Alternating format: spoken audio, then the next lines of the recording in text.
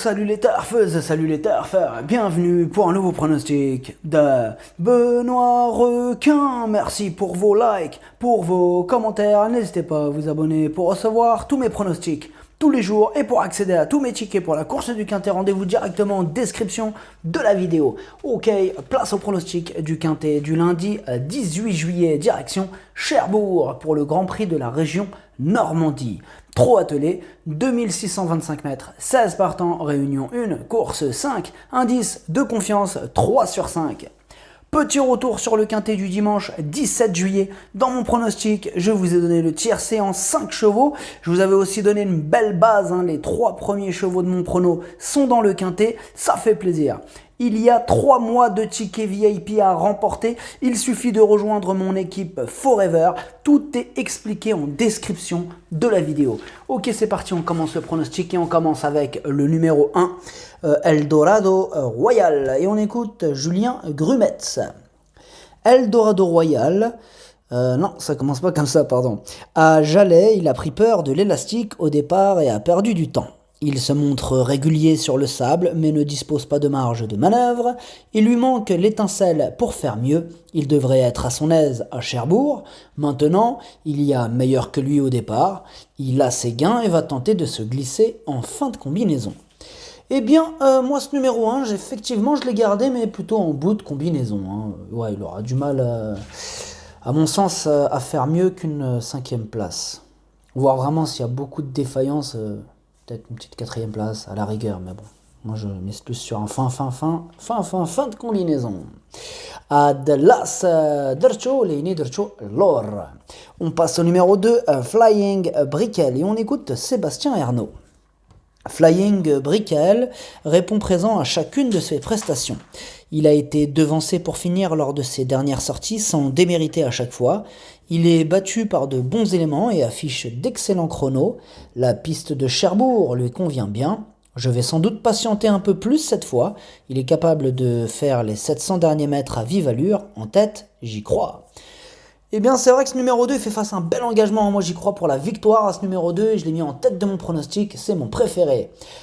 Numéro 2,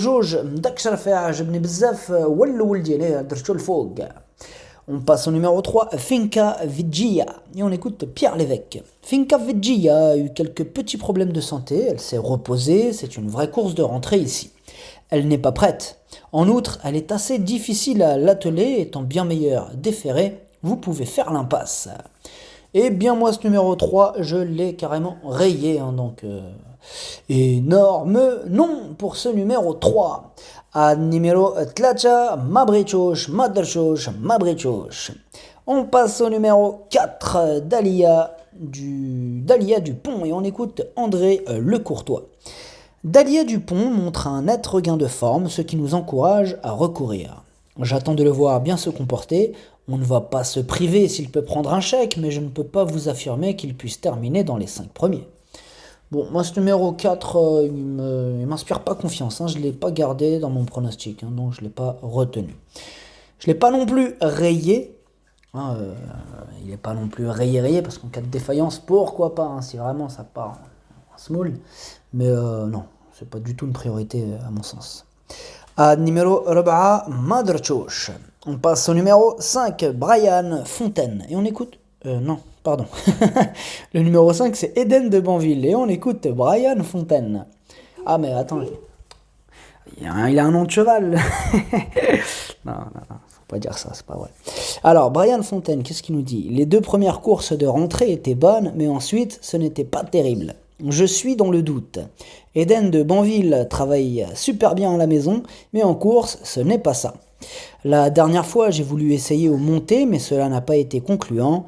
Là, je tente sur le sable, j'ai besoin qu'il me rassure. Ce numéro 5, je ne l'ai pas retenu dans mon pronostic.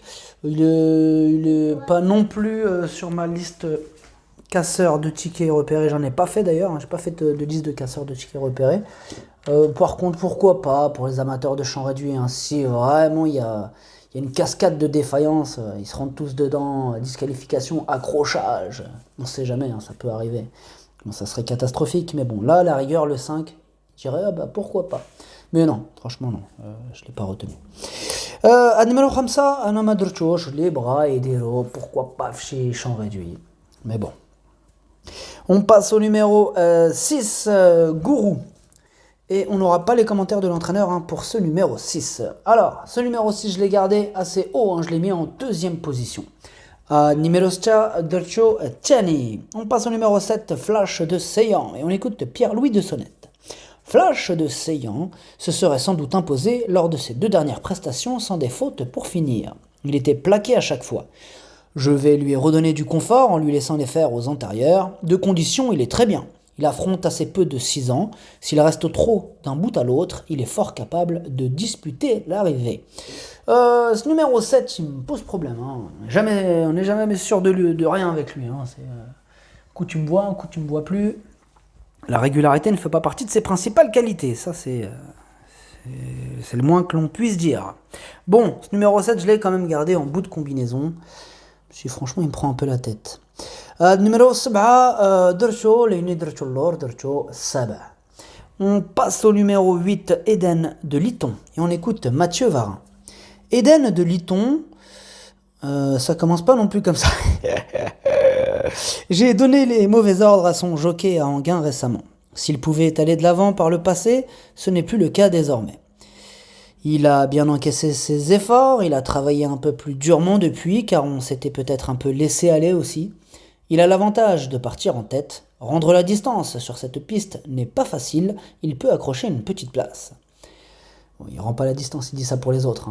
Donc il se dit pourquoi pas, comme les autres ils vont avoir du mal à rendre la distance, pourquoi pas accrocher une place. En tout cas, moi ce numéro 8, sachez que c'est lui le 8e de mon pronostic, cet Eden de Liton. Numéro 8, Waltem Ndiele. On passe au numéro 9, Esteban Giel, et on écoute Jean-Luc Dersoir. Esteban Giel va encore manquer de préparation, mais il faut bien courir pour monter en régime. Il est bien, mais je pense que cela ne va pas suffire pour jouer les premiers rôles.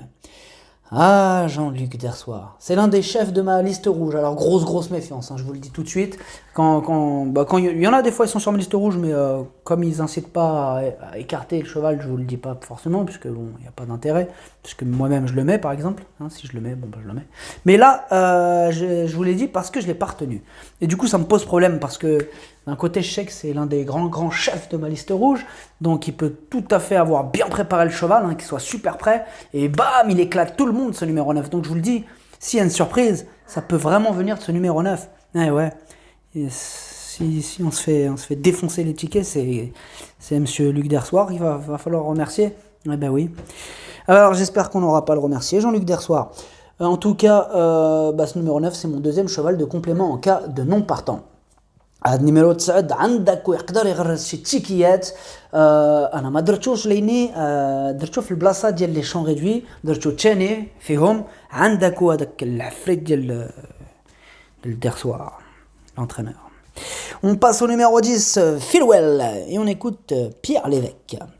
On a laissé Philwell un peu récupérer après sa dernière sortie. Il a vraiment fait du léger, on le prépare pour courir aux montées prochainement. Étant donné que c'est à côté de la maison, cette course tombe très bien. Vu ses gains désormais, c'est difficile à l'atteler pour lui. En plus, il reste ferré, c'est une course pour le remettre en condition. Alors moi, ce numéro 10, ça je ne l'ai pas retenu dans mon pronostic, tout simplement. Numéro 10, Madrchosh. On passe au numéro 11, Cobra Arcarac, et on écoute Vincent Gouin. Cobra Arcarac n'a pas été revu en compétition depuis le 30 avril. Cette course va surtout lui permettre de se remettre en route. Il a eu des problèmes de poumons qu'on a eu du mal à régler. J'espère que tout est rentré dans l'ordre. De toute façon, ici, c'est une rentrée ferrée, sans prétention. Bon, de toute façon, j'ai vérifié s'il était sur ma liste, monsieur Vincent Gouin. Bon, il n'est pas sur ma liste rouge. Donc là, il nous dit de l'écarter. En même temps, quand tu regardes... Attention, Cobra Arcarac, je ne vais pas le critiquer, c'est un excellent cheval, mais bon... C'est plus le... Voilà quoi. Fut un temps, il était super chaud, mais là voilà. C'est une rentrée ferrée. Effectivement, moi je l'ai pas retenu. D'ailleurs, je l'ai même écarté, je l'ai rayé. Donc c'est non pour ce numéro 11. Numéro 11, Madrchosh. On passe au numéro 12, Gamble River. Et on écoute Pierre-Louis de Sonnette. Gamble River, dernièrement à Enghien, s'est retrouvé assez tôt né au vent. C'est une configuration qu'il n'apprécie pas du tout. Il est nettement plus beau depuis, j'ai traité les ulcères dont il était victime, il a besoin d'un déroulement favorable. Cela dit, sans minimiser l'opposition, elle est inférieure à ce qu'il vient d'affronter. Il est capable de rendre la distance et de monter sur le podium.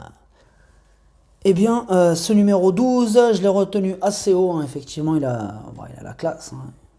Il peut le faire. Il peut monter effectivement sur le podium. Moi, en tout cas, je l'ai mis 3e. Hein, donc, je le vois sur le podium, ce numéro 12. Ad numéro 12. Drcho Challenge. عجبني ad numéro 12. On passe au numéro 13, Emiliano Zapata. Et on écoute Sébastien Arnaud. Emiliano Zapata courait honnêtement sans plus lors de ses dernières prestations à l'atelier. Il a connu des problèmes pulmonaires, on a fait le nécessaire. Ici, il retrouve encore le sulky, il rend la distance et évoluera ferré. Il est préférable de le regarder courir.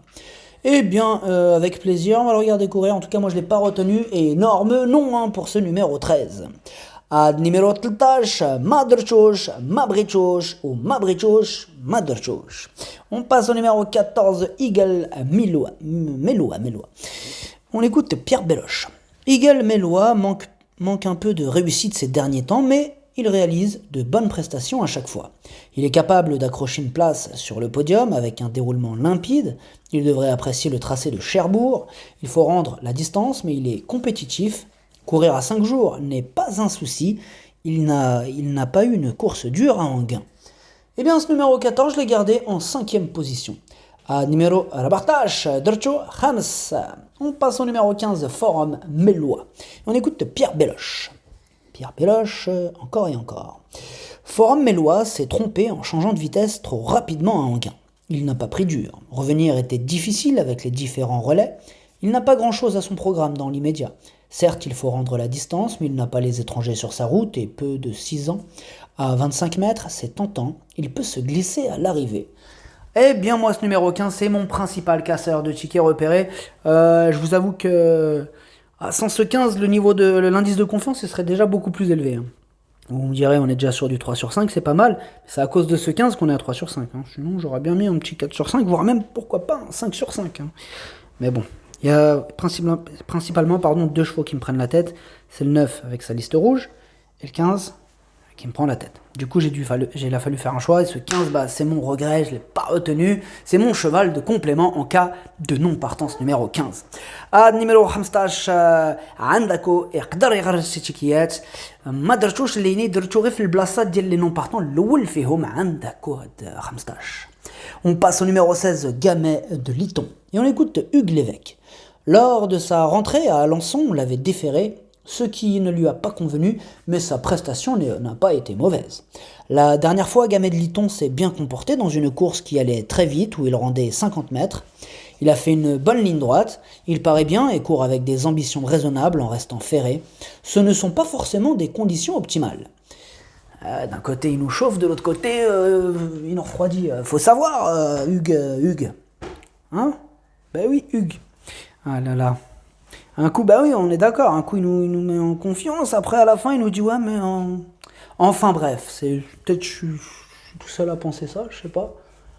Mais c'est ambigu, cette histoire. Enfin, bref. Moi, ce numéro 16, je l'ai mis assez haut. Je l'ai gardé en 4e position. Ad numéro Stash Drcho Rabat. Le pronostic, ça donne 2, 6, 12, 16, 14, As, 7. Merci d'avoir suivi cette vidéo. N'hésitez pas à vous abonner pour recevoir tous mes pronostics tous les jours et pour accéder à tous mes tickets pour la course du Quintet, rendez-vous directement en description de la vidéo. Pour les 3 mois de tickets VIP offerts, il vous suffit de prendre le pack GoToFBO. Plus d'infos bien sûr en description de la vidéo. À jouer avec modération. Bonne chance. Chopez-le moi. Ciao.